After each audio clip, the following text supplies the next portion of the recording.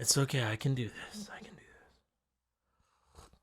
Hey, what's happening? My name is D. Welcome back to Book Reviews with a Regular Dude. Today we're going to be talking about Lightlark by Alex Aster. And I know that I'm late to the party. I didn't start booktubing until like 2 months ago, so cut me some slack. I figured the sequel's coming out in November, and I can't read and review that one if I haven't read and reviewed this one, so here we go.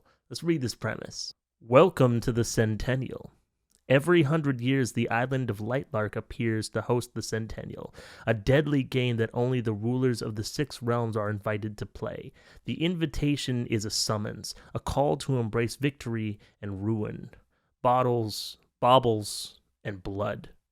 I don't know what that word is. The Centennial offers the six rulers one final chance to break the curses that have plagued their realms for centuries. Each ruler has something to hide. Each realm's curse is uniquely wicked.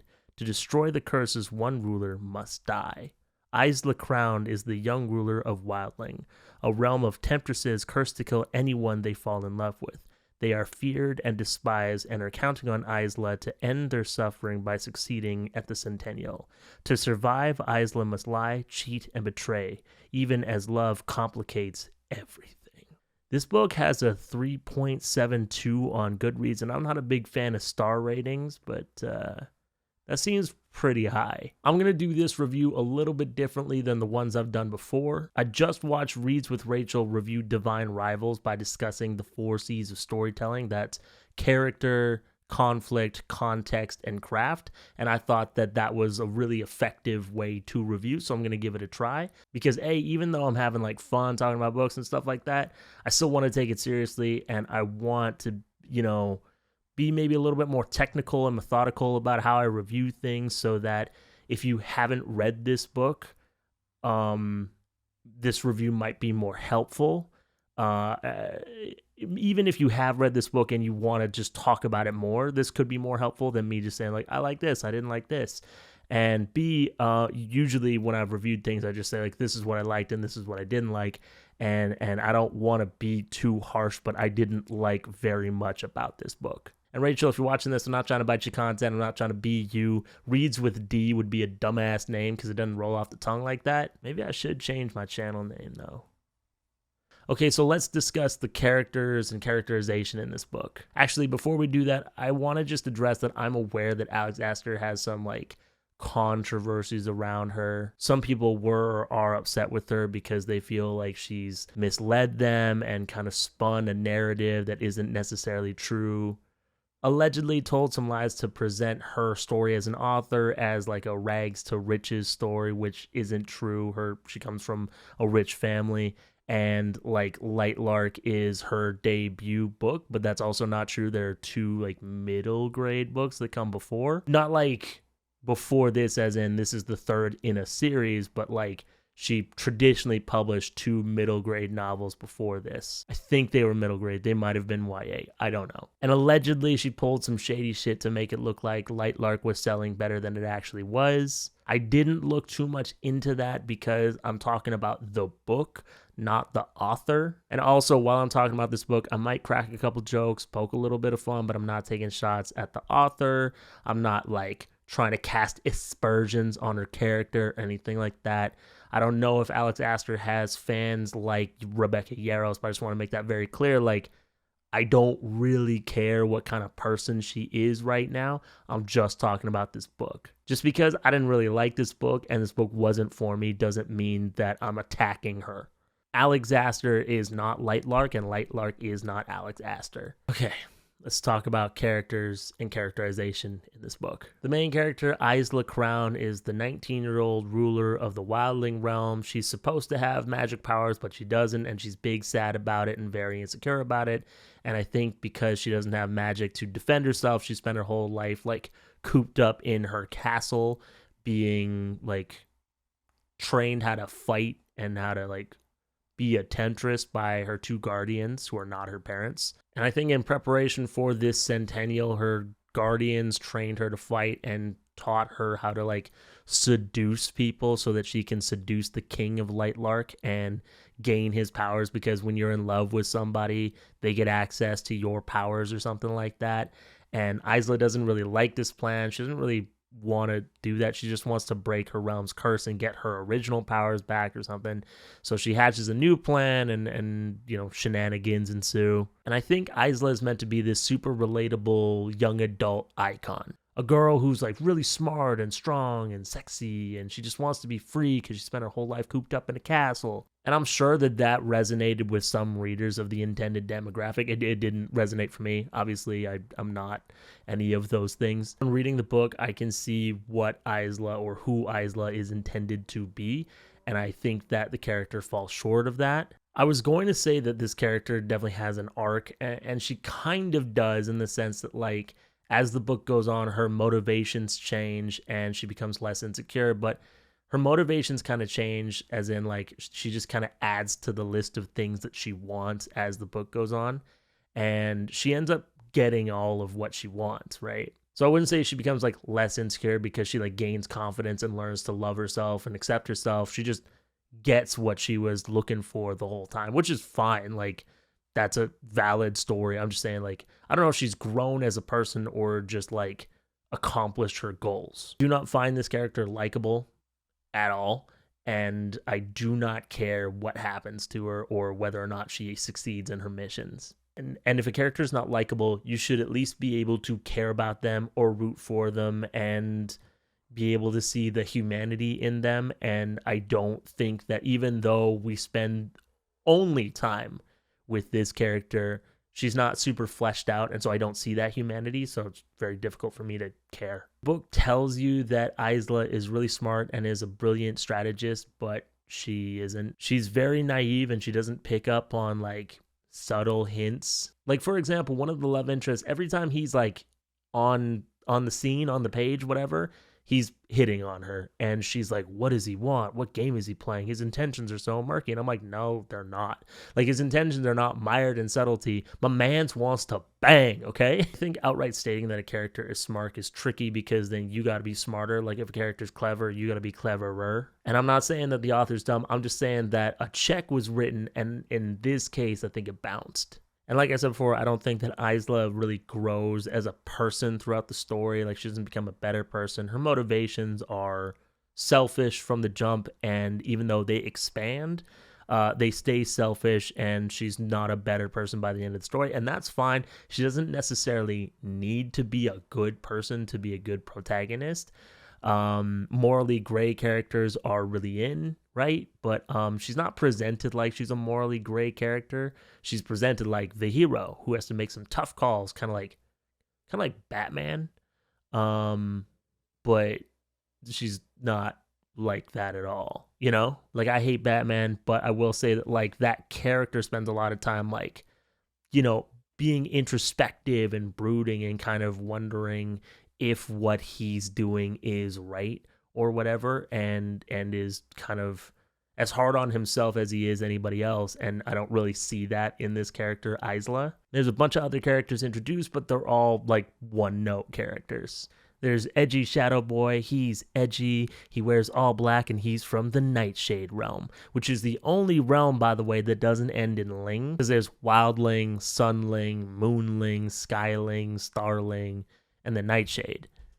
And I'm like, why didn't you just call it Nightling? Because you thought it sounded stupid? Because they all sound stupid, and I don't get that. Then there's Grumpy Golden Boy, the king of Lightlark and the ruler of the Sunling realm. He's another love interest, but there is absolutely no chemistry between these two throughout the entirety of the book. Like, dude is so grumpy, he just comes off like a curmudgeon. He's 500 years old and immortal, so it kind of makes sense that he'd be a grumpy old man. Like, I don't understand how there could be any attraction or love between these two. Like, Isla hates him throughout the entire book, and then near the end, it's this big reveal that he loves her, and she's torn between the two, but she spent the whole time, like, hating him. I didn't get that. And I don't know this for sure because I've never read an SJM book, and I'm never going to read an SJM book, so stop asking. But I think edgy Shadow Boy and Grumpy Golden Boy are sort of the roles that you have to fill in the love triangle in the romance fantasy genre. And because I get the impression that in this and in Fourth Wing, those two roles are kind of knockoff versions of, like, the main love interests in one of Sarah J. Maas's books or series or something, but I've never read those. And again, I never will, so stop asking. Then there's the best friend, there's the mean girl, and there's a black dude who's also gay. And he's such a non-character. Like, he's there to scapegoat at one point in the book, and I guess also check off a couple of diversity boxes or something like that. So the mean girl is bi or pansexual, and it's super cool that the only confirmed queer characters in this book are the ones that are villainized for no goddamn reason. We don't really get to know these characters at all. We learn their motivations and what their personal stake in participating in this dumbass contest is, but we don't spend any time with them, and we don't get a sense of like their personality beyond like the roles that they've been assigned for the sake of the plot. I think a lot of booktubers that I watch are really big on plot, and I think I care more about characters. Like, I would rather have like a sloppy or meandering plot with characters that I really love than like a really gripping storyline, if that makes sense. Like, I love a big cast of characters that's lovable or likable with their own arcs and agendas, all kind of like working towards a shared goal for their own reason. That's probably why I love One Piece and Avatar: The Last Airbender so much.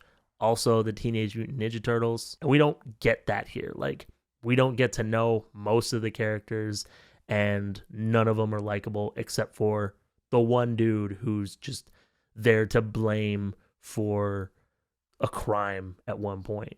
The only character that the author really cares about is Isla, and I don't think that she's even done that well. Okay, let's move on to conflict, because every story needs conflict in order to move forward, and there is definitely conflict here. The problem here for me is that there's so much conflict, you kind of don't have time to give a shit about any of it. There are so many unnecessary twists, you don't really have time to process all the obstacles that Isla has to overcome, all the things she needs to do. And I think there's this misconception that a twist equals like good writing, and that's not necessarily true, because the twist still needs to be good. A lot of these twists are kind of like jump scares in horror movies or shock value jokes in stand-up comedy. Sure, you made people go, ah, or you made them laugh or whatever, but it wasn't really earned because it wasn't crafted. There's no real tension being built here. It's just stacking trouble. And I get that there's supposed to be like a thriller aspect to this book,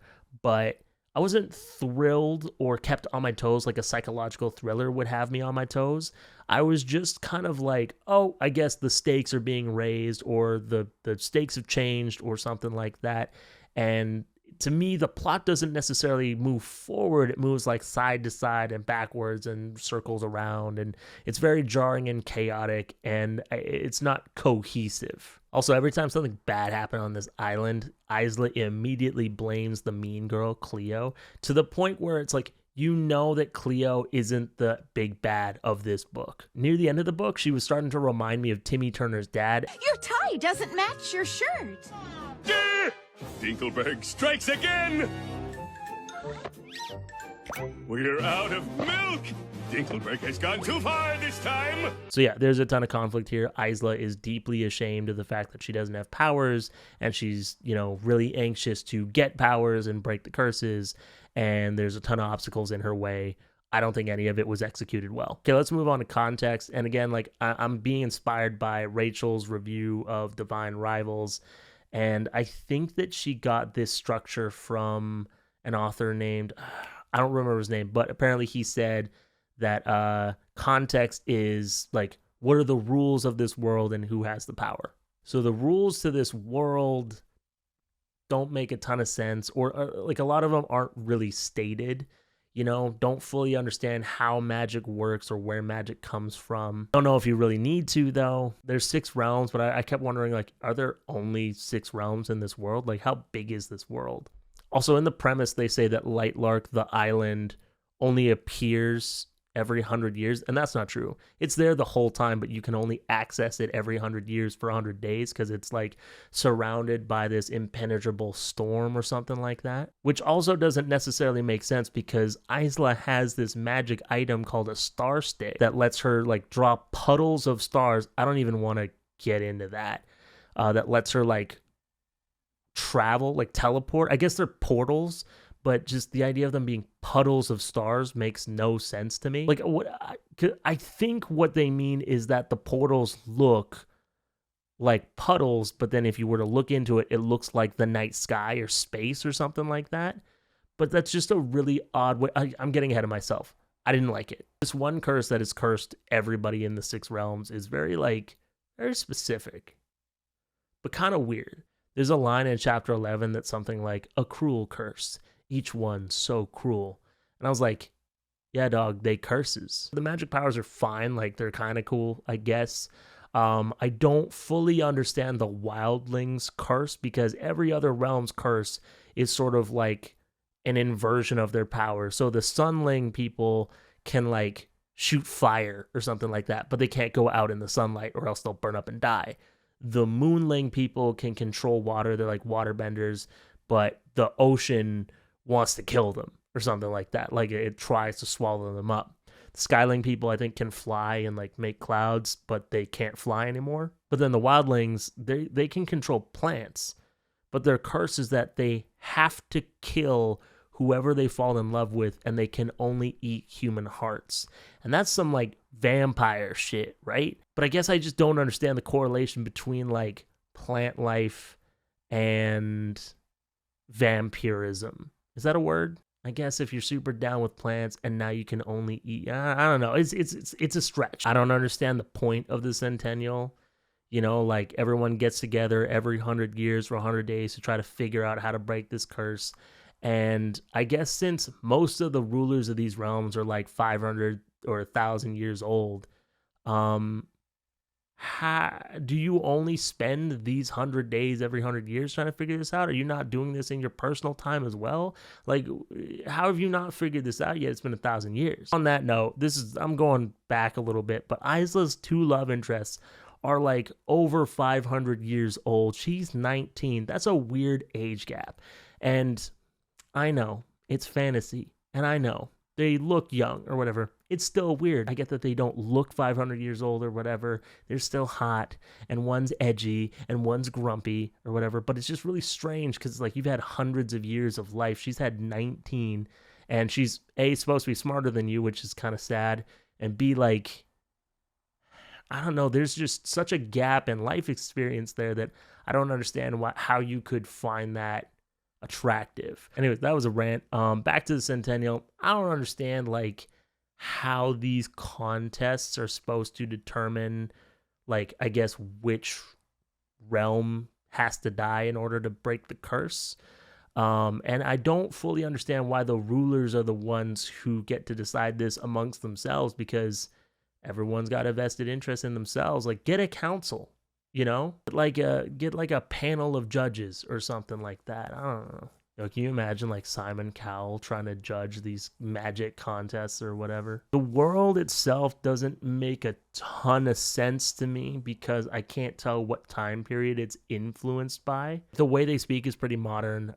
Could be like a Pirates of the Caribbean type of thing. The rulers wear like capes and crowns and shit, but also their clothes are described as like pants, shirts, and stuff like that. And because they're not described really at all, my brain just thinks of like long sleeve shirts and like regular black jeans or whatever. And Isla's sleepwear is like a tank top and short shorts. And I guess if it were like a fantasy world, I would think it's some kind of like a gown or a robe or something like that. There's a lot of descriptions of the dresses that Isla wears, which is like apparently pretty Caraval, but I haven't read Caraval, so. But again, they're kind of described like just dresses, so I can't tell if they're the sort of dresses you'd wear to prom or the Met Gala, or if they're like Disney princess ball gown type of things. I don't know. A lot of the magic items in this world feel as though they were just written to solve a problem presented in the book. Like, they fit the situation too well to feel real. And I know that it's a fantasy world and that they're not real, but they don't feel real. Like, I don't buy that they would exist because they're too convenient. Like, there's these gloves made of human skin that can absorb like a little smidgen of magic power or something like that. A, that's disgusting. B, it's like too convenient for what they need it for, because they're trying to like break into a secret library that each respective realm has to look for this thing called a bond breaker, which is supposed to break like 2 people's curses or something like that. Which again, that sounds too convenient, and that one is too convenient, and that was kind of a plot point. Like, it sounds too good to be true, and it turns out that it is too good to be true. So that one I'm not as mad about. But these gloves are dumb, and the way that they absorb everyone's magic power are also kind of dumb, because they don't even touch the people. They touch something that the people touched. And I don't know, I feel like magic keys to these secret libraries would have been cool, and every ruler's got like the key on them or something. Then you could have written like 2-3 heist scenes or whatever, build some tension that way. Doesn't happen. Anyways, I'm ranting now. Let's move on to craft, which is just, like the writing in and of itself. This book is really trying to have like pretty poetic purple prose and not doing a great job of it. There are comparisons followed up by different comparisons, which I guess is supposed to feel like flowery, but it's just kind of annoying. For example, the king of Lightlark can fly, and one time he took off like a shooting star, a bolt of lightning, and that bolt of lightning line doesn't need to be there because we understood that he like took off like a shooting star the first time. There's another one describing Edgy Shadow Boy's eyes, where it's like his eyes are like pits, pools of ink. And again, like, we get it, his eyes are dark. One of those lines would have been fine, because when you pile on comparisons, simile after simile, metaphor after metaphor, it just feels like you're trying to fill the page. And these comparisons don't complement each other. They describe the same thing, but they don't work together very well. The word wicked comes up a lot, like whenever Edgy Shadow Boy, Grim, whatever his name is, smiles, he smiles wickedly, like he doesn't have any other way of smiling. And this one drove me insane. The word mean comes up so much, almost as much as wicked, like mean, meanly, meanness. And if you're trying for that poetic sort of fantasy vibe, I don't think that word mean really fits. And I know everyone who talks about this book brings up this line, but the sun being a yoki thing is, come on. And then doubling down on that, circling back and saying the moon looks like an egg and the sun looks like a yolk, and eggs are the basis of all of life. Like, come on. And there's a lot of comparisons like that where something is a blank E thing, and I can't with that. I understand that Alex Aster is trying to be poetic here, but I don't think she's exposed herself to enough poetry to really pull that off. It's something that I've told creative writing students in workshops before. If you want to write poetic prose, you need to expose yourself to poetry. So yeah, I would say that the writing style is clunky and repetitive. There's too many metaphors and similes, and they're kind of cliche ones. I don't find this writing engaging at all. Like, I wasn't drawn into the story. I didn't care what happened with this character. I didn't feel any chemistry between the main character and the grumpy golden boy who she like ends up with at the end of the book. And the chemistry with the Edgy Shadow Boy is like 0 to 100. Like, she hates him for like 3/4 of the book, and then all of a sudden she's just like, I want him, kind of thing. So it is weird. And the big twist at the end is that the best friend is this big bad immortal villain who's been using Isla as a pawn to find the bond breaker, which is actually a bond maker, so that she can steal all the powers and be the most powerful person ever or something. And like, I think the intention was to plant seeds, and when this revelation occurs, readers can connect the dots and be like, whoa, it was right there the whole time. But the dots are really obvious, and so it wasn't shocking like at all. And also the fact that that was the one person who Isla never suspected of anything was kind of a hint that would be the person to betray her, because it would have the most emotional impact if the writing was engaging at all. And when the best friend / villain reveals her plan and explains her motivations, they're very shallow and uninteresting, and we don't get to know this character really at all, either as the best friend or like even when she explains why she is the way she is. Like, there's no humanity to this character. So, like, who cares? So, yeah, they fight, villain gets defeated or whatever. Turns out Edgy Shadow Boy, like, betrayed her, so she doesn't want him, and she ends up with Grumpy Golden Boy. And the book kind of ends on a cliffhanger, which I'm not crazy about. But there was this detail where Isla Crown's crown is a key to like a secret door in an ancient castle. And I was like, that's kind of cool. I think I'm out of notes. One sec. Chapter 9, the challenge is to demonstrate the powers. Isla doesn't have any powers, so that's a problem. So instead of showing her powers that she doesn't have, she throws a throwing star at the king's crown, and everybody watching is so upset they don't question it. Why? Why would you not question that? Why would you not question it later? Chapter 11, the challenge is to touch a mirror that's going to draw you into your greatest fear. Is that a Harry Potter thing? I've never read Harry Potter. It's kind of cool, also kind of dumb. And it's only dumb because that's how they absorb the powers so they can break into the libraries. And that whole scheme was stupid, in my opinion. Chapter 13, they really want you to think that Cleo's the bad guy. Like, really wants you to think that Cleo's the bad guy. And Cleo is, like, a bad guy. She's the mean girl. She hates Isla for, like, no reason, I guess. But she's not the bad guy. And maybe she'll be the bad guy or involved with the bad guy for, like, the second book. Just to, like, retcon it and be like, see? But, I don't know. It was annoying. Grumpy Golden Boy and Isla are looking for the heart of Lightlark to break the curse. They don't have love interest energy. It's more like K and J from Men in Black. So I guess the king is like Tommy Lee Jones and Isla's Will Smith. I don't remember what I was thinking when I wrote that down. Alex Aster must really like eggs. Okay, now I'm out of notes. So was it good? No. Did I enjoy it though? No, I did not. I read this book so fast just so I wouldn't have to read it anymore. Would I recommend it though? I wouldn't recommend it, but I did say in my Fourth Wing review that Fourth Wing was kind of like Little Caesar's Pizza. To me, Lightlark is a McDonald's double cheeseburger. So if that's your thing, bon appetit. Like, credit is where credit's due. I wasn't bored. And if Alex Aster does have like fanatical fans, I know that I was poking fun at this book. And I know that writing a book is hard. When I was 16, I wrote a novel to try and impress a girl in my English class. It didn't work, and it wasn't nearly this good. I don't think that this book was edited well. Alex Aster could have benefited from editors who cared enough about this project to challenge her and push her. And that's kind of the thing with some of these book talk books, is it doesn't seem like people really care about the project. They're just like kind of pumping them out for the money, which is unfortunate because this probably could have been cool. Apparently, this is getting made into a movie by the same people who made the Twilight movies. And this might do better as a movie because then you don't have lines like, the sun was a Yoki thing. It still wouldn't be good, but I think it'd be better as a movie than a book. Anyways, I think that's it for me this week. So thank you so much for watching this video, especially if you made it to the end. If you like this video, please give it a thumbs up. If you're new to this channel, please subscribe. If you want to support the channel, support what I'm trying to do here, you can tip me /buy me a coffee. The link for that will be in the description below.